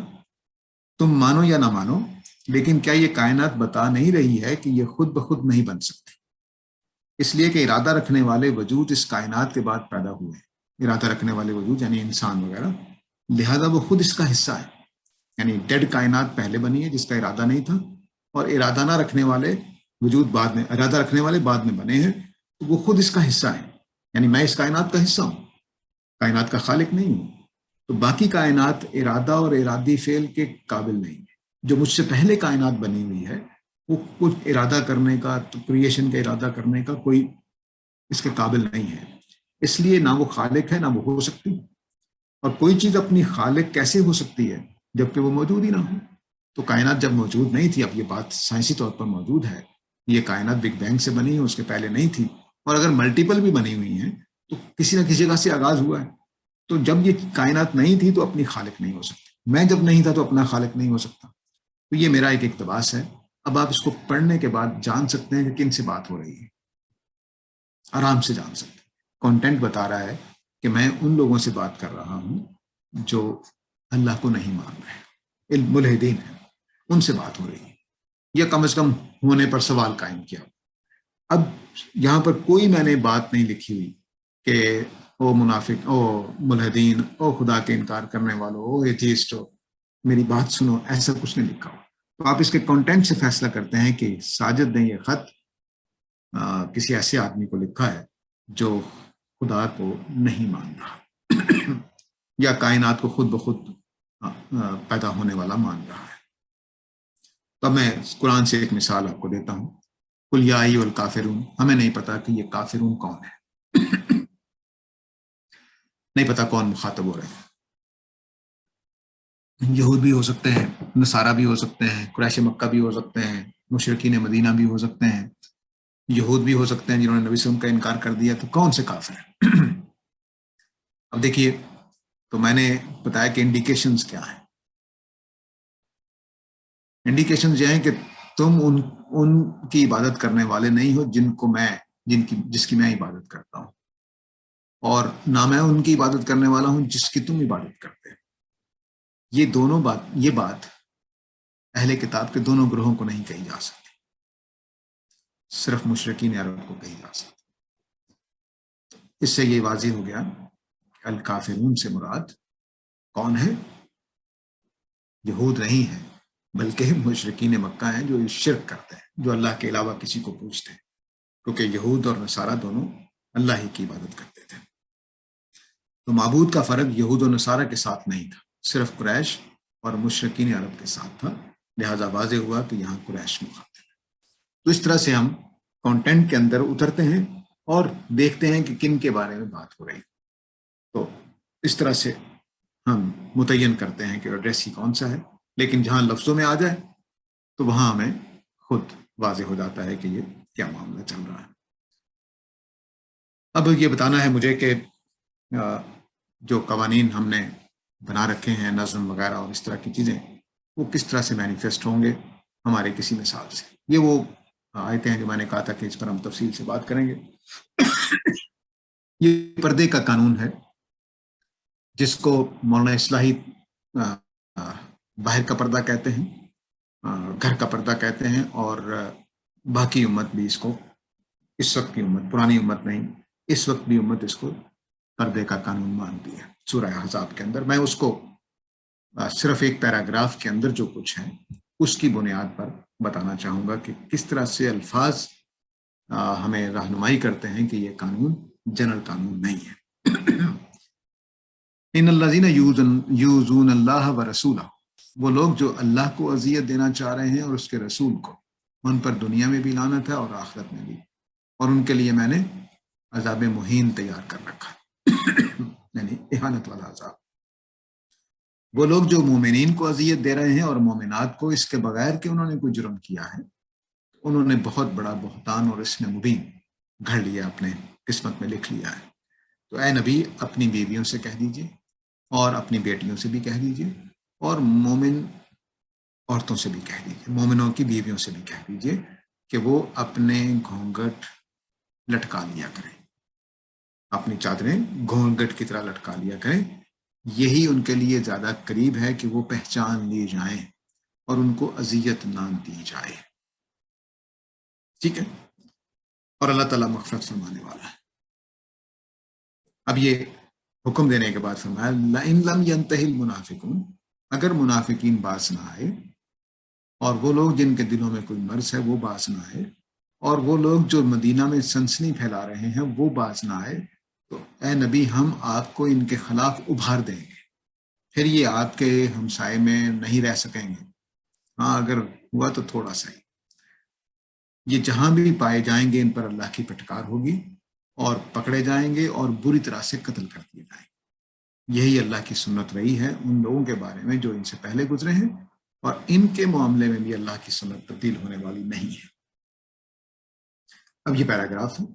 اس پیراگراف میں نبی صلی اللہ علیہ وسلم، اب آپ سورہ کا مضمون اپنے ذہن میں رکھیے. نبی کریم صلی اللہ علیہ وسلم کی رسالت کا مسئلہ زیر بحث ہے. رسالت کے حوالے سے آپ کے کچھ مقامات، آپ کے مرتبہ جو ہے وہ پیش نظر ہے. آپ کی بیگمات کے حوالے سے کچھ مسئلہ زیر بحث ہے. یہ سارا مضمون اپنے ذہن میں رکھیے. اور اب اس پیراگراف میں دیکھیے حکم کی علت کیا ہے، کس وجہ سے حکم دیا جا رہا ہے. مومنین کو اذیت دی جا رہی ہے. اذیت سے بچنے کے لیے سلوشن کیا پیش کیا جا رہا ہے کہ اپنی بیویوں کو، اپنی بیٹیوں کو اور مومنوں کی بیویوں کو کہہ دیجئے کہ گھونگھٹ نکال کر گھر سے نکلیں. اس لیے نہیں کہ ثواب ہوگا، اس لیے کہ یہ قریب ہے کہ ان کو پہچان لیا جائے اور ان کو اذیت نہ دی جائے. تو یہ جو لفظوں میں اذیت تھی یہی علت بن گئی، کیونکہ یہاں کہا گیا ہے کہ اس لیے یہ حکم دیا جا رہا ہے دوپٹے کا گھونگھٹ نکالنے کا کہ آپ کو پہچان لیا جائے تو آپ کو اذیت نہ دی جائے. اللہ آپ لوگوں پر مہربان ہے، یعنی یہ سخت معاملہ ہے، ایک سلوشن ہے جس سے آپ کو تنگی ہوگی تو اللہ تعالیٰ کی مغفرت آپ کے ساتھ رہے. اس سلوشن کے بعد بھی، اس اپاؤ کے بعد بھی اگر منافقین باز نہ آئے اور حسد والے لوگ باز نہ آئے اور مدینہ میں سنسنی پھیلانے والے لوگ باز نہ آئے، تو پھر ہم آپ کو معاملہ کریں گے. یعنی ایسا نہیں ہوا کہ کہا گیا کہ اگر تم پردہ نہیں کرو گی تو میں سزا دوں گا، یعنی یہ والا پردہ گھونگھٹ نہیں نکالو گی. باقی کوئی حکم ہی نہیں دیا گیا. نہ یہاں شرمگاہوں کی حفاظت کا مسئلہ ہے، نہ یہاں چہرے کے چھپانے کا مسئلہ ہے، نہ زینتوں کے چھپانے کا مسئلہ ہے، صرف گھونگھٹ نکالنے کا حکم ہوا ہے. اور اس کی وجہ کیا بتائے گی؟ تاکہ تم پہچانی جاؤ اور تمہیں اذیت نہ دی جائے. ٹھیک ہے. اب آپ یہ سمجھ سکتے ہیں کہ یہ حکم پردے کا حکم نہیں ہے، اذیت سے بچنے کا حکم ہے. مثال کے طور پر میرے بیٹے کو کوئی آدمی باہر تنگ کرتا ہے تو میں اسے کہوں یار تم پچھلی گلی سے چلے جایا کرو. تو اب اس کا مطلب بس اتنا ہی ہے جتنا میرے اس بات کا مطلب ہے. اس کا مطلب اتنا ہی کہ یہ منافقوں سے بات شروع ہوئی تھی. ان اللہ جینا یوزونا، جو نبی صلی اللہ علیہ وسلم کو اذیت دے رہے ہیں، جو مومنین کو اذیت دے رہے ہیں، جو منافق ہیں، جن کے دلوں میں روگ ہے، جو مدینہ میں سنسنی پھیلانے والے ہیں، ان سے بچنے کے لیے ایک سلوشن دیا جا رہا ہے. ٹھیک. تو لفظ اتنا گہرا ہے یہاں پر کہ کوئی ادھر سے ادھر جانے نہیں دے رہا. ٹھیک ہے. اس میں یہ حکم آیا ہے کہ گھونگھٹ نکال کر چل. تو اس لیے ہمارے پرانے جو علماء تھے وہ تو اتنے سخت تھے کہ یہ صرف حضرت سودا کے بارے میں حکم ہے، کیونکہ ہوا کیا تھا کہ اس زمانے میں، جس زمانے میں یہ مسئلے ہو رہے تھے، حضرت سودا ہی کے ساتھ کوئی واقعہ ہوا تھا. تو اب یہ دوبارہ دیکھیے اس کو کہ میں جو کہہ رہا ہوں، اب یہاں پہ نساء المومنین سے لوگوں نے اس کو جنرلائز کیا ہے. لیکن یہ کون سی مومنین ہیں؟ جن کو اذیت دی جا رہی ہے. کیونکہ یہاں یہ نہیں کہا گیا کہ صرف رسول کو اذیت دی جائے. اگر رسول کو اذیت، اوپر صرف ذکر اتنا ہوتا کہ رسول کو اذیت دی جا رہی ہے، تو پھر نساء المومنین جنرلائز ہو سکتا تھا. وہ یہ کہ اذیت دینے والے اللہ کے رسول کو بھی اذیت دے رہے ہیں اور اللہ کو بھی کوشش کر رہے ہیں اذیت دینے کی، اور مومنین کو بھی اذیت دے رہے ہیں، مومنات کو بھی اذیت دے رہے ہیں. اس کا اپاؤ اب رسول کے حوالے سے بھی ہونا چاہیے اور مومنین کے حوالے سے بھی ہونا چاہیے. تو اس لیے نبی صلی اللہ علیہ وسلم کی بیویوں اور بیٹیوں کو بھی کہہ دیا گیا اور مومن مردوں کی بیویوں کو بھی کہہ دیا گیا کہ جن کے ساتھ تو لگ یہ رہا ہے کہ اکابر صحابہ کو بھی سیکنڈلائز کرنے کی کوشش ہو رہی تھی، تاکہ جو آپ اور آپ کے صحابہ ہیں، قریبی ساتھی جو ہیں، ان کو بدنام کیا جائے، تاکہ یہ آپ کی جو تحریک تھی اس میں خرابی پیدا کی جائے. آج بھی اگر آپ دیکھیں پارٹیوں میں جو سیاست میں کام کر رہی ہوتی تو اوپر کے 4 5 10 لوگ ہی جو ہوتے ہیں وہی ہدف ہوتے ہیں. تو نبی کریم صلی اللہ علیہ وسلم کے ساتھی بھی جو اوپر 200-250 کے قریب ہیں، لیکن بہت نمایاں جو ہیں وہ وہی جو خلافت راستہ میں نظر آتے ہیں آپ کو. اور اس میں 10-15 ڈال لیجئے تو کوئی 20-25 لوگوں کی وہ ٹیم تھی جس کے خلاف یہ سب کچھ ہو رہا تھا. انہی کو یہ حکم دیا گیا ہے. اس میں سارے مدینہ کے مومن مرد شامل نہیں تھے. ٹھیک ہو گیا. جن کو اذیت دی جا رہی تھی، یوزون المومنین، جن کو اذیت دی جا رہی تھی. تب میں نے جو خلاصہ کیا ان کا وہ دیکھ لیجئے. رسول اور اللہ کے حقوق، رسول اور اللہ کے حقوق پوری سورہ کا مضمون ہے، اور جزا و سزا اس کے حوالے سے بیان ہو رہی ہے. تو آیت 57 اور 61 میں نے نمبرز کو یہ کلر دیا ہے. اس میں آپ دیکھ سکتے ہیں کہ دونوں سزائیں، یہاں عذاب مہین بیان کیا گیا ان کے لیے، اور یہاں دنیا میں سزا دی جا رہی ہے کہ وہ جہاں پائے جائیں گے ان کو برے طریقے سے قتل کر دیا جائے. ٹھیک ہے. مدینہ میں نبوی گھرانے کا اسکینڈل گرین رنگ میں نے اس کو بیان کیا ہے، اور اس پر گرفت جو یلو رنگ ہے، اس میں منافقین یا جو وہ اذیت دینے والے لوگ ہیں ان کو کچھ تنبیہ کی جا رہی ہے، ان کے اوپر گرفت ہو رہی ہے، یعنی ان کے باز پرس اور سرزنش ہو رہی ہے. تو رسول کا انکار کرنے والوں کا انکار سے بڑھ کر ایک برا عمل وہ کر رہے ہیں کہ ازواج مطہرات کے مقام کو نہیں پہچان رہے، ان کو رسوا کرنے کی کوشش کر رہے ہیں، باتیں بنا کر، بہتان بنا کر. قرآن نے اس کو بہتان کا لفظ دیا ہے کہ جھوٹے کہانیاں گھڑ کر وہ ان کو بہتان لگا کر بدنام کرنا چاہتے ہیں. جو اذیت اور انکار رسول، قانون رسالت کا اطلاق، کہ جو آدمی اللہ کے رسول کا وہ اذیت دینے پہ آ جاتا ہے تو وہ تو انکار سے اگلی سٹیج. انکار میں تو صرف اتنا ہوتا ہے کہ میں نہیں مانتا، جی میں ٹھیک ہے آپ ایک اچھے انسان ہیں لیکن میں آپ کو رسول نہیں مانتا. لیکن یہ انکار کے سے بڑھ کر ایک عمل کر رہے تھے کہ صرف انکار نہیں کر رہے تھے بلکہ نبی صلی اللہ علیہ وسلم اور آپ کے قریبی ساتھیوں کو اذیت دے رہے تھے. تو اس لیے قانون رسالت کا اطلاق ان کے اوپر ہوا، اور وہ آیت نمبر 62 میں نے پرپل کلر سے اس کو واضح کر دیا ہے. نیلے رنگ میں نے بتایا کہ اسکینڈل کیا تھا، اس کا حل بتایا جا رہا ہے. آیت 59 سے واضح ہوتا ہے، 59 نمبر یہ آیت ہے کہ یہ دائمی حل نہیں ہے، کیونکہ اذیت سے بچنے کے لیے یہ کہا جا رہا ہے کہ فلا یوزین، تاکہ تمہیں اذیت نہ دی جائے. اس لیے کہ اس کے بعد سزا کے حقدار منافقین وغیرہ تھے. یہ بھی بات واضح ہو جاتی ہے کہ اس کے بعد اگر یہ سیکنڈلائزیشن نہ رکی تو پھر منافقین کو سزا دی جائے گی. تو آج کا ہمارا مرحلہ مکمل ہوا. میں سوالات کے لیے حاضر ہوں. امید ہے میں اپنی بات کمیونیکیٹ کر سکا ہوں گا, اور اللہ کا شکر ہے کہ ہم نے 22 منٹ پہ شروع کیا تھا اور 21 میں ہم ختم کر لیا. بہت شکریہ سر. اکبر صاحب آپ کا کوشچن ہے. السلام علیکم سر. جی وعلیکم السلام. اصل میں جب اس پیسیج پہ آئے ہیں پر آخر میں میرا سوال شاید لمبا ہو جائے گا تاکہ میں اپنی بات واضح کر سکوں 2-3 منٹ میں. ایک تو جو آج بات واضح ہوئی جو نساء المومنین کا معاملہ ہے, استاد جب بھی اس کے بارے میں یا ہمارا جو اس معاملے میں موقع سامنے آتا ہے تب ہم جنرلائز کرتے ہیں کہ یہ مقصود ازواج مطہرات تھی, جبکہ آج کے اس میں آپ نے علت جو قرار دی وہ اذیت. اس لحاظ سے کوئی اس طرح کی سچویشن بنی, اللہ نے اس معاملے میں ایک راہ بتائی کہ آپ اس طرح کر لیجیے گا. تو پھر ازواج مطہرات مجھے لگتا ہے کہ یہاں کی طرف سے جنرلائز ہو گیا ہے. اگر قریب والوں نے نساء المومنین کو لیا ہے تو مجھے لگتا ہے کہ اگر اس کے بجائے یہ کہا جاتا کہ یہ جو اذیت کا سبب ہے تو اس سے بچنے کے لیے اس طرح کے احکامات وہ ابھی بھی امپلیکیشن اس کی ہو سکتی ہے. اگر آج کل کے معاشرے میں یہ عورت کو یہ اختیار کرنا پڑے تو اللہ نے اس معاملے میں اس کے لیے اس کی رہنمائی کر دی ہے. پھر یہ ایک میرا سوال ہے اس معاملے میں. اسی کے ساتھ جڑا ہوا یہ تھا کہ یہ جو ناسخ منسوخ کا معاملہ ہے جس میں یہ بحث آ جاتی ہے کوئی بھی آئے جب جنرلائز کی جاتی ہے اس کی امپلیکیشن کے حوالے سے اس کا جو زمان و مکان قید جو رہتی ہے اس معاملے میں مجھے فرعی مقصد کا جو اصل میں موقف ہے جیسے استاد کا ہم دیکھتے ہیں 4-5 آیات پر شامل ہے, جیسے نظام میں بھی ہم ابھی مثال کے طور پر میں دے رہا ہوں کہ جو وراثت کے بارے میں جو جس میں قرآن پاک میں پہلے عرف کے لحاظ سے جو اپنا یہ اللہ تعالیٰ معاملے میں یہ عرب کو اس معاملے میں یہ حکم دے رہا ہے کہ جو عرف کے لحاظ سے آپ کے یہاں بھی رائج, میں اس کو زمانی قید کے لحاظ سے اس وقت وہ معاشرت کے لحاظ سے ان کے یہاں زبردست مسئلہ تھا, اگر وہ اس پر بھی ترغیب کے لحاظ سے پہلے راضی ہو جاتے اللہ نے اس معاملے میں قرآن میں وہ آیت ابھی بھی موجود کی ہے آپ عرف کے لحاظ سے فی الحال دے دیجیے.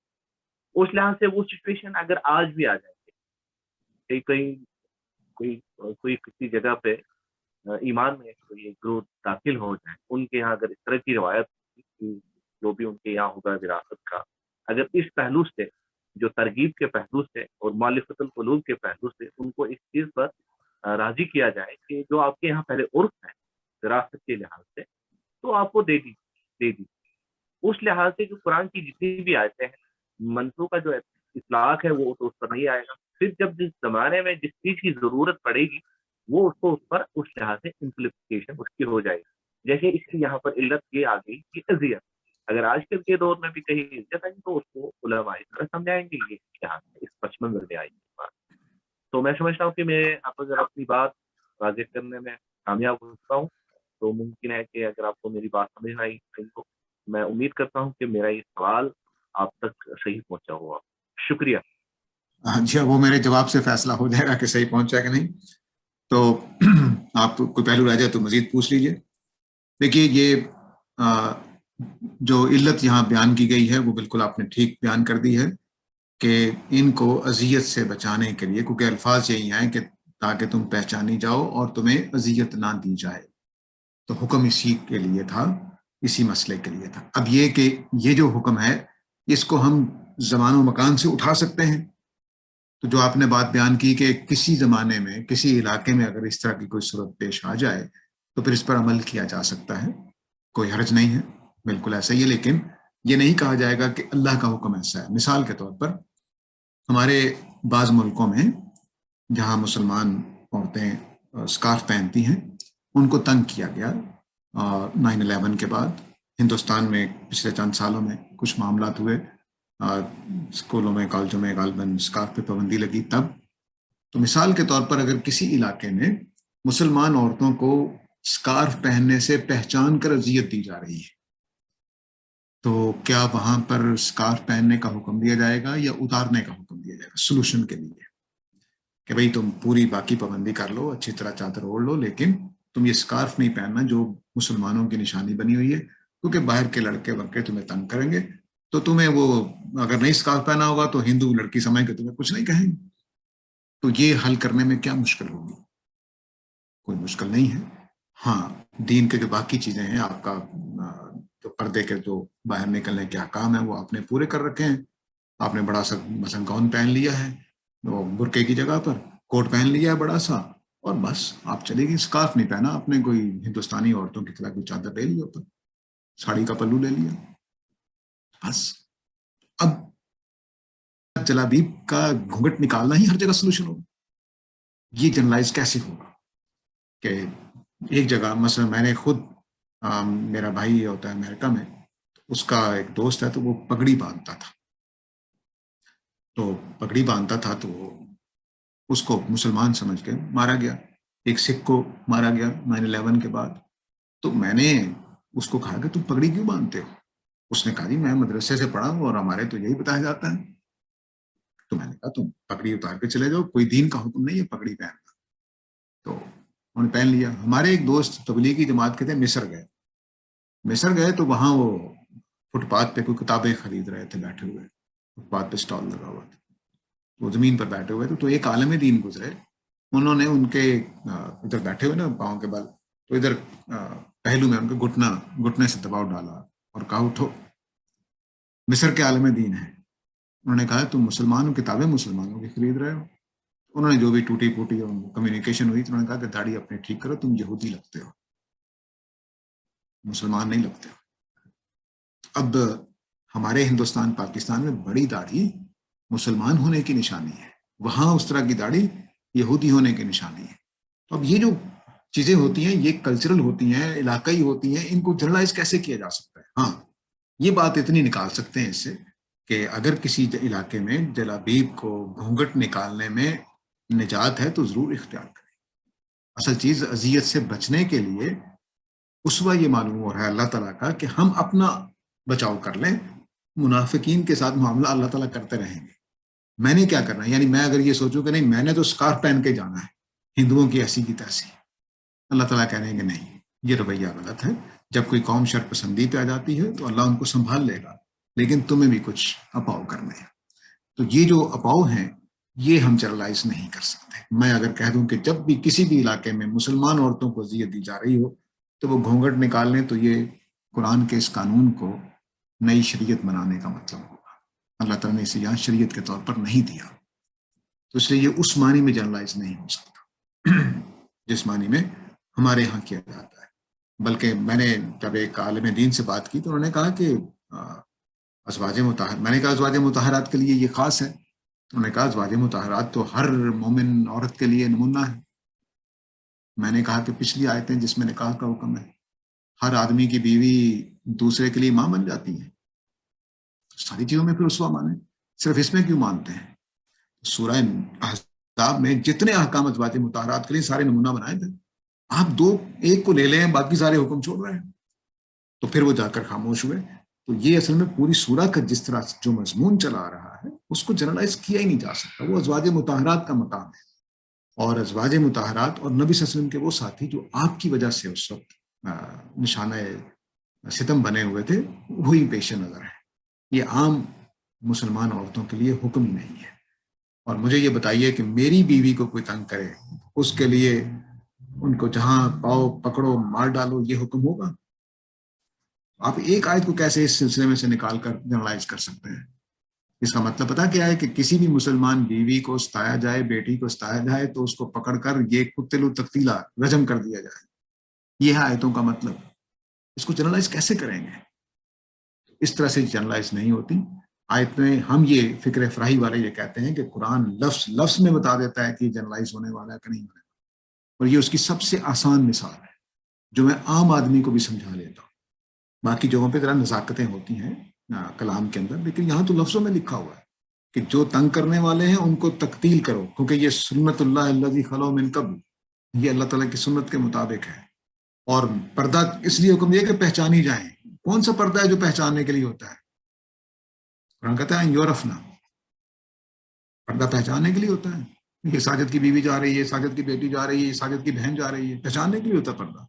پردہ تو ہوتا ہے اس لیے کہ پہچانی نہ جائے، اور قرآن کہہ رہا ہے تاکہ تم پہچانی جاؤ اور تمہیں اذیت نہ دی جائے. یعنی ایک نشان مقرر کیا جا رہا ہے بس. تو یہ سارا قانون ہی اور طرح کا ہے.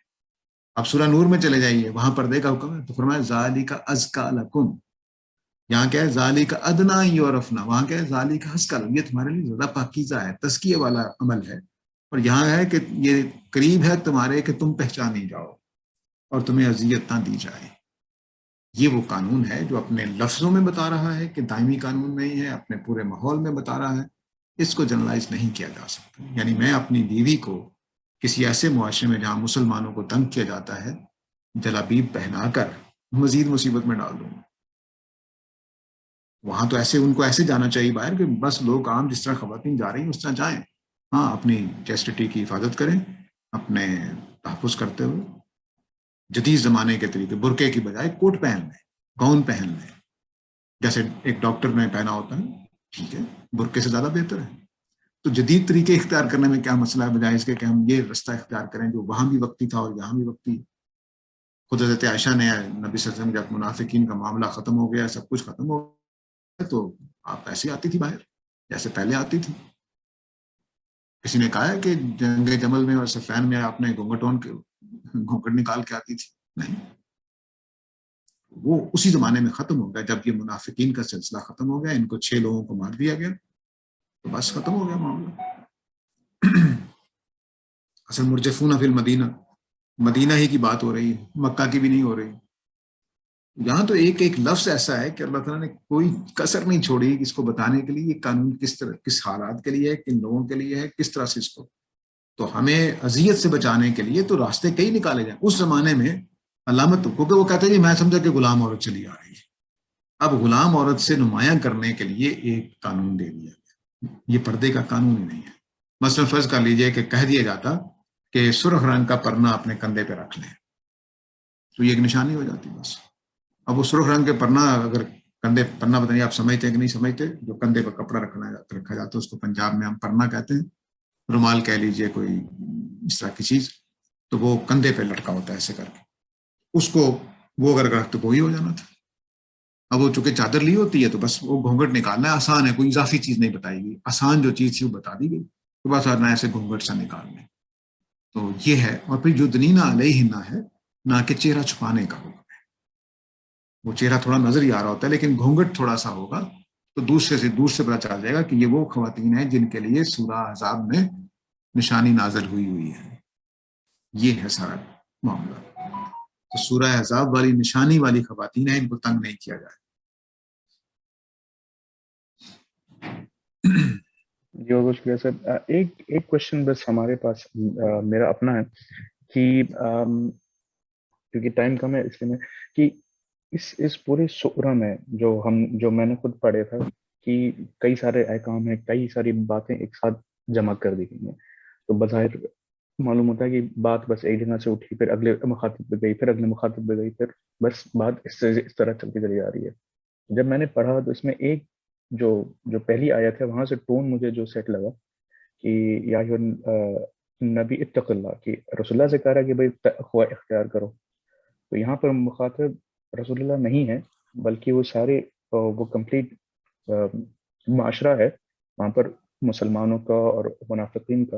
یہ پوری سورہ اصل میں ان کو ایڈریس کر رہی ہے. خواہ مطلب رسول اللہ کے گھرانے کی بات ہو رہی ہے، مسلمانوں کی بات ہو رہی ہے. تو مطلب یہ پورے سورہ کا تھیم جو ہمیں جو سمجھ میں آیا کہ یہ منافقین کو ایڈریس کر رہی ہے اور مسلمانوں کو تاکید کر رہی ہے کہ بھائی رسول اللہ کی حیثیت کوئی عام حیثیت نہیں ہے، وہ کوئی وہ خاتم نبیین ہیں، تو ان کا جو معاملہ ہے ان کو اس طرح نہ ڈیل کرو، اگر میں صحیح سمجھا ہوں اس میں. جی بالکل. اصل میں احکام تو جیسے میں نے وہ لسٹ بنائی ان کے لیے آتے جا رہے ہیں، لیکن جو میجر تھیم آپ کہہ سکتے ہیں وہ یہ کہ نبی صلی اللہ علیہ وسلم کا مقام بتا کے مسلمانوں، منافقین وغیرہ سب کو کہا جا رہا ہے کہ تم نے کیا کام کرنا ہے. لیکن اس میں خود ایک معاملہ جو ہے وہ نبی صلی اللہ علیہ وسلم کے ساتھ بھی ہے کہ آپ حضرت زینب کی طلاق یافتہ بیوی سے شادی کرنے کو पूरी तरह से तैयार नहीं है, उसको भी लिया गया है। तो इसलिए इत्तक़िल्लाह का जो हुक्म था वो सिर्फ ये नहीं कि वो सहाबा तक पहुंचेगा, मुनाफिकीन तक पहुंचेगा, खुद नबी सल्लल्लाहु अलैहि वसल्लम तक भी पहुंचना है। तो वहां पर एक यानी आपको झिझक सी है, उस झिझक को जाहिल करने के लिए आगाज यहाँ से किया गया, इसलिए वो मिसाकुन नबीयीन का भी हवाला आ गया है।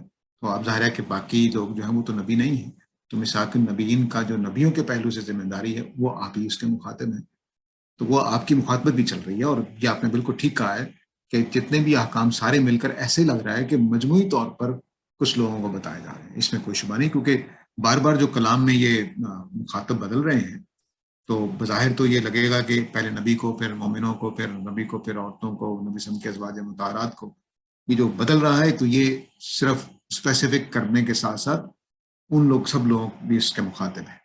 तो इस तरह से ये भी बात ठीक है कि पूरे मुआशरे को एक तरह के अहकाम दिए जा रहे हैं, इसमें कोई शुबा नहीं, क्योंकि या अय्युहन नबी जितना या अय्युहन नबी है उससे ज़्यादा या अय्युहल्लज़ीना आमनू है, और उससे ज़्यादा मुनाफिकीन ज़ेर बहस आ गए हैं।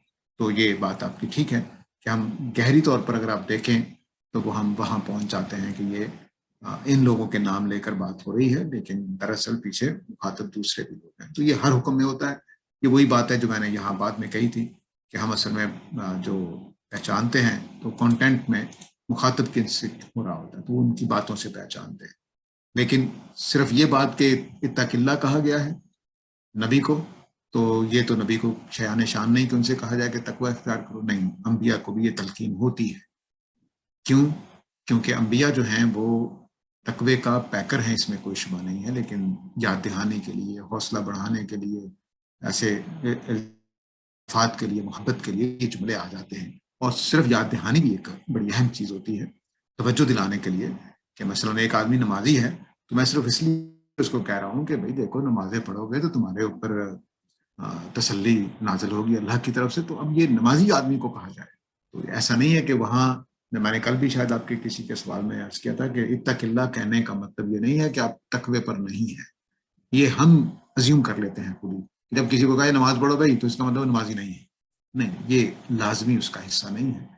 तो खाली इत्तक़िल्लाह से ये बात वाज़ेह नहीं होती। इत्तक़िल्लाह का ताल्लुक नबी सल्लल्लाहु अलैहि वसल्लम से भी है, क्योंकि आप कुरान लफ्ज़ों में कहा है कि आप उनसे शादी नहीं करना चाह रहे जिनसे मैं आपकी शादी कराना चाह रहा हूँ, तो लफ्ज़ों में कहा है। तो इसका मतलब है कि वो जो झिझक थी आपकी कि ये ना ही हो काम तो अच्छा है, वैसे अल्लाह ताला कानून नाज़िल कर दें तो मैं भी कह दूंगा कि भाई ज़ैद मेरे बेटे नहीं है आज से, इससे भी मसला हल हो सकता है।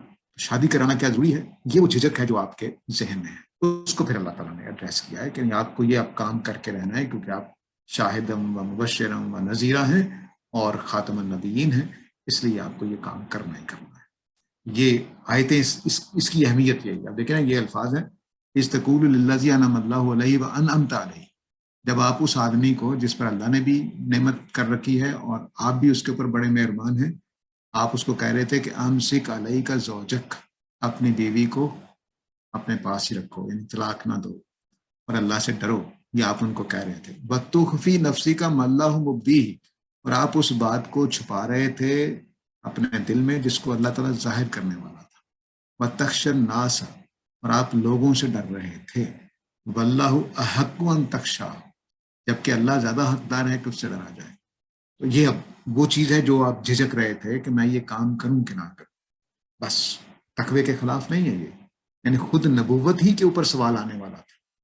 तो अंबिया का जो तकवा होता है उसमें कोई खराबी नहीं होती, वो बल्कि तकवे ही की वजह से कि मेरी नबूवत ज़ेर बहस आ जाएगी कि ये कैसा नबी है कि अपने मुंह बोले बेटी से शादी, बीवी से शादी कर ली। इस तकवे का ये इजहार कि इस्लाम को जक ना पहुंचे, इस वजह से आप ये झिझक कर रहे थे। तो अल्लाह ताला ने कहा कि लोगों से ना डरो, लोगों ने तो बातें करनी करनी है। अब हमारे ज़माने में अगर देखनी है कि आपकी 11 शादियों के बारे में क्या बातें हो रही हैं, वो ज़माने में नहीं हो रही थी, तो बातें तो होनी होती हैं। तो इसलिए अल्लाह ने कहा कि तुम लोगों से ना डरो, लोगों ने बातें करनी ही करनी है, जो मैं कह रहा हूँ आपको करना है। ये है वो जिसकी वजह से आगाज में कहा गया इत्तक़िल्लाह। तो ये आप कह रहे थे हज़रत ज़ैद को कि आप अपनी बीवी को रोके रखें, आपने तलाक नहीं देनी है, अल्लाह से डरें और इस निकाह को निभाएं। जबकि अल्लाह ताला कह रहे हैं कि जो आप दिल में छुपा रहे थे मैं उसको जाहिर करना चाहता था, और आप लोगों से डर रहे थे। क्या डर रहे थे? कि लोग कहेंगे कि ये अच्छा नबी है कि अपने मुंह बोले बेटे की बीवी से शादी कर ली, تو نبوت پر ہی حرف آنے سے بچانے کے لیے آپ ایسا کر رہے تھے، نہ کہ نعوذ باللہ اللہ کے حکم کی خلاف ورزی کر رہے تھے. ایسا کوئی تصور نہیں ہے. لوگوں سے ڈرنے کا مطلب اللہ کے حکم کی راہ میں ان کی حکمت ان کے ذہن میں تھی کہ میری نبوت پر ہی حرف آئے گا کہ یہ اچھا نبی ہے، اس نے یہ کام کر دیا. جبکہ اللہ تعالیٰ ایک دوسرا مقصد حاصل کرنا چاہ رہے تھے، مومنین کو آزمانا چاہ رہے تھے، منافقین کو نمایاں کرنا چاہ رہے تھے، نبی صلی اللہ علیہ وسلم کا نکاح کر کے وہ رسم کو واقعتاً توڑ دینا چاہ رہے تھے. تو یہ سارا کچھ اس کا مقصد یہ تھا. یہ بہت سنگین معاملہ تھا.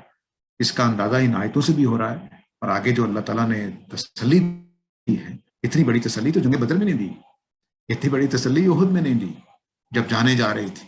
یہاں پہ اللہ تعالیٰ نے اتنی بڑی تسلی دے دی ہے کہ میں تو حیران رہتا ہوں کہ یہ کتنی مشکل چیز تھی.